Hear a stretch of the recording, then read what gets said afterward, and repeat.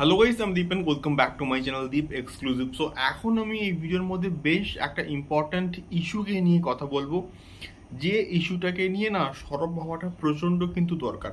তো সত্যি বলতে আমি শাকিব খানকে নিয়ে ভিডিওস করি, ভিডিও বানাই এবং তার কাজের অনেস্ট রিয়াকশনস দেওয়ার কিন্তু মোটামুটি চেষ্টা করি, এবং রাজকুমারের সময়ও কিন্তু মোটামুটি করেছি ভিডিও, এবং তুফানের সময় তো অবশ্যই করব। এবং যে প্রজেক্টটা ভালো হবে তাকে সাপোর্ট করাটা কিন্তু দরকার, সেটা এপার বাংলা ছবি হোক বা সেটা ওপার বাংলা ছবি হোক, যাই হোক না কেন। তুফানের টিজার ভালো লেগেছে এবং তুফানের দুটো পোস্টার আমার ভালো লেগেছে, আমি কিন্তু পজিটিভ ফিডব্যাক দিয়েছি। এবং আজকের যে পোস্টারটা এসছে মিমি চক্রবর্তীর সঙ্গে, সেটা আমার অতটাও পোষায়নি, এবং আমি কিন্তু ভিডিওর মধ্যে সেটা কিন্তু বলেছি। তো এখন বিষয়টা হচ্ছে গিয়ে, এই যে বিষয়টা ঘটেছে, তুফানের টিজার এসছে এবং প্রচণ্ড ভালো রেসপন্স পেয়েছে, ভালো কথা।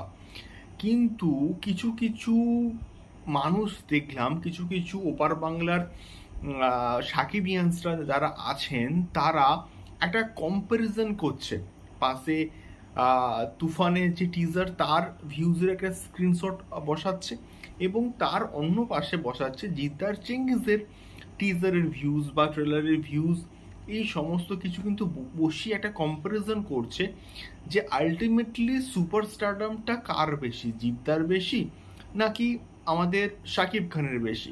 তো এটা দিয়ে না কোনো একটা দিক থেকে আমার মনে হয় যে আমাদের ইন্ডাস্ট্রিকে ছোট করা হচ্ছে, আমাদের বাংলা তথা টলিউড ইন্ডাস্ট্রির যে মেরুদণ্ড দেব এবং জিদ্দা, তাদেরকে ছোট করা হচ্ছে। এবং এটা সত্যি বলতে যারা করছেন আপনারা, সেটা কিন্তু ঠিক করছেন না। এবং অবশ্যই শাকিব খানের একটা হিউজ লেভেলের ফ্যান ফলোয়িং রয়েছে, এবং এটা শাকিব খানের কোনো রকম কিন্তু দোষ নয়। এটা যারা এই কাজটা করছে না, মানে অযুক্তিহীন কিন্তু কাজ করছে, মানে যুক্তিহীন কিন্তু কাজ করছে। এই কাজের কোনো রকম যুক্তি নেই, এবং এই কম্প্যারিজনটা হয় না, হওয়া উচিত নয়। শাকিব খান গ্লোবাল স্টার এবং তার একটা হিউজ লেভেলের ফ্যান ফলোয়িং রয়েছে, এবং সে এত বছর ধরে ইন্ডাস্ট্রিতে রয়েছেন, এত বছর ধরে রাজত্ব করছেন। তো স্বাভাবিকভাবে তার একটা হিউজ ফ্যান ফলোয়িং থাকবে, এবং সেই ফ্যান ফলোয়িংটা যখনই কোনো রকম কন্টেন্ট আসে শাকিব খানের, সেটা হিউজ লেভেলে ভিউজ পায়।